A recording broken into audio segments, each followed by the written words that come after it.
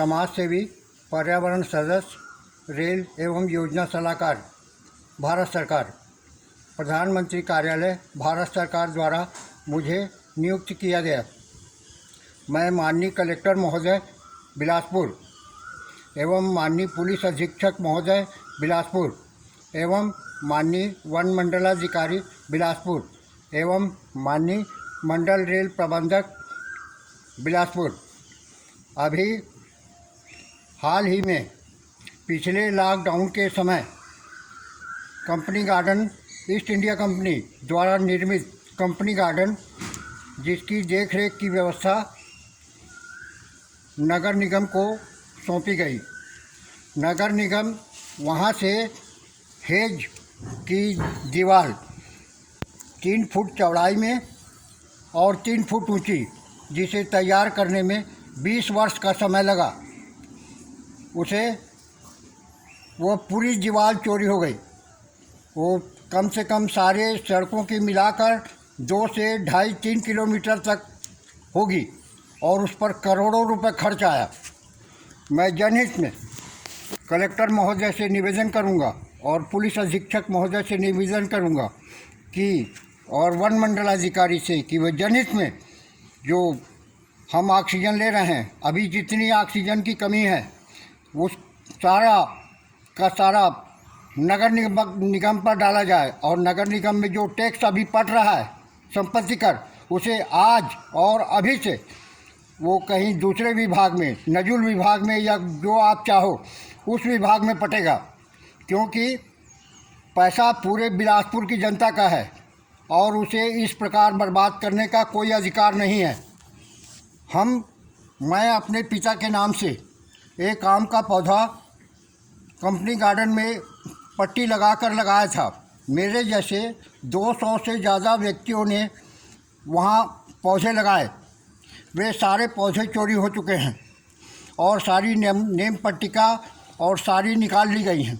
इस प्रकार अगर रवैया रहा तो खाली टैक्स का पैसा नगर निगम हड़प जाएगा और हम लोगों को सब घर बेरोजगार हो जाएंगे।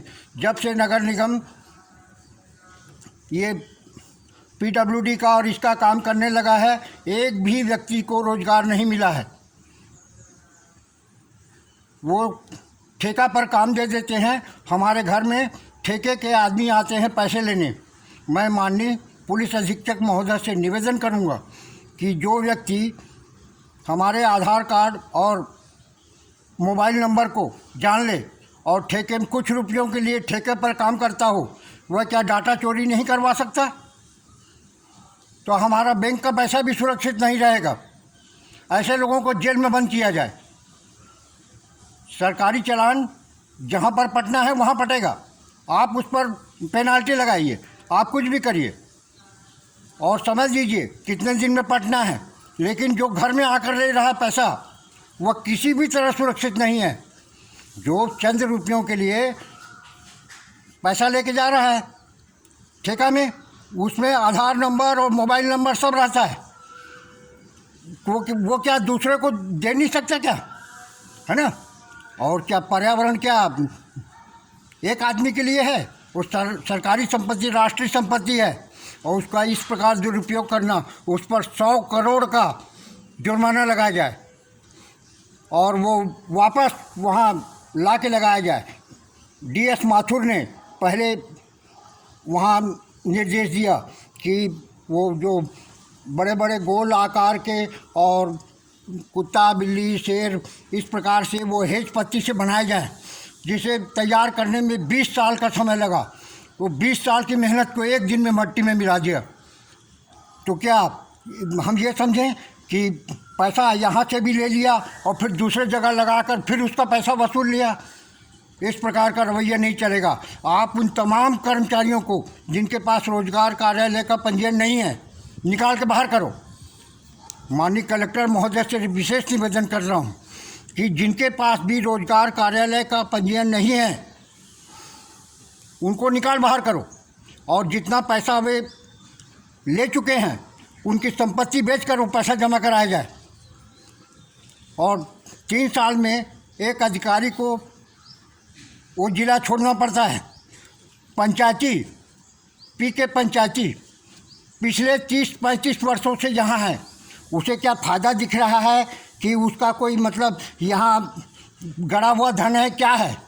क्यों नहीं जाता वो यहाँ से, और क्यों नहीं जाना चाहता? वो क्या नंगों के साथ रह के नंगा हो गया?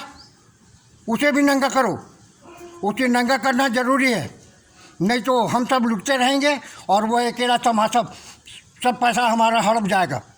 और आज की आज जो संपत्ति कर लगता है, माननीय कलेक्टर महोदय से विशेष निवेदन करूंगा कि आज की आज और अभी से जो संपत्ति कर सब आदमी को पटाना पड़ता है, हर आदमी को। वो एक और आधी ज़मीन शहर की नजूल की है, तो ये नजूल विभाग में कोई विभाग अलग से बनाकर composite building, new composite building में उसका ऑफिस बनाया जाए, या आप जिसे चाहें वहाँ बनाया जाए टैक्स के पैसे के लिए। और टैक्स का पैसा नगर निगम में नहीं पटेगा, इसे हस्तक्षेप, कलेक्टर का हस्तक्षेप उसमें ज़रूरी है। नहीं तो डीएस माथुर साहब ऑर्डर नहीं करते वन विभाग को, और कलेक्टर आरपी मंडल के द्वारा बनाई गई 3 फुट मोटी और 3 फुट ऊंची दीवार, जिसे तैयार करने में 20 साल का समय लगा। अभी जो पौधे जहाँ जहाँ लगे हैं उन पौधों की जांच कराई जाए कि ये इनकी उम्र कितनी है। जो सिम्स के पीछे लगे हैं उनकी उम्र कितनी है, जबकि सिम्स की सड़क को बने 4 साल हुए हैं, और उन पर फिर 100 करोड़ रुपये जुर्माना लगाया जाए। तो क्या इसी तरह चलता रहेगा? ये हमको ऑक्सीजन देंगे? 1 साल के बच्चे के पैदा होगा तो ये उसके पीछे पीछे ऑक्सीजन लेके जाएंगे? कैसे मिलेगा हमको ऑक्सीजन? धन्यवाद। मैं कुंज बिहारी सोनथलिया आपसे विशेष रिक्वेस्ट कर रहा हूँ, इसको भेजो।